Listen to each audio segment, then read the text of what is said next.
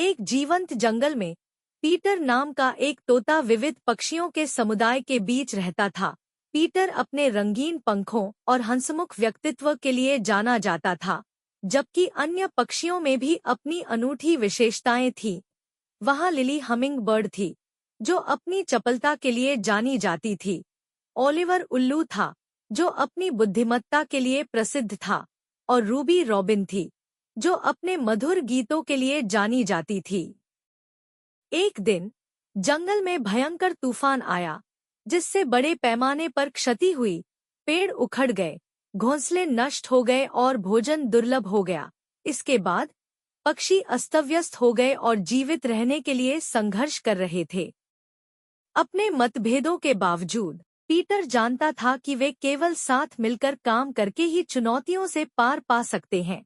उन्होंने पक्षियों को एकजुट किया और उनसे अपनी ताकत और संसाधनों को संयोजित करने का आग्रह किया। लिली की चपलता ने उन्हें नए घोंसले के लिए टहनियां इकट्ठा करने में मदद की। ओलिवर की बुद्धिमत्ता ने उन्हें सुरक्षित आश्रय के लिए निर्देशित किया, और रूबी के गीतों ने सबसे अंधेरे घंटों के दौरान उनकी आत्माओं को उठाया।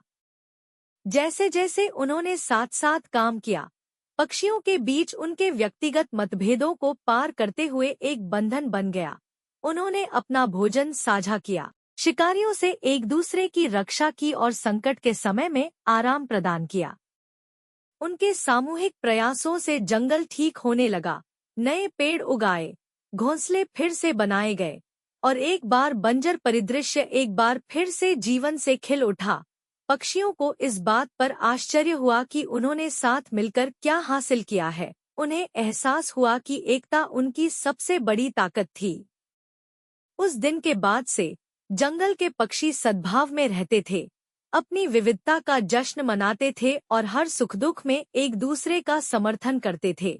वे जानते थे कि जब तक वे एकजुट रहेंगे, कोई भी तूफान उनकी आत्मा को नहीं तोड़ सकता, जो प्रतिकूल परिस्थितियों पर काबू पाने में सहयोग और मित्रता की शक्ति का प्रमाण है।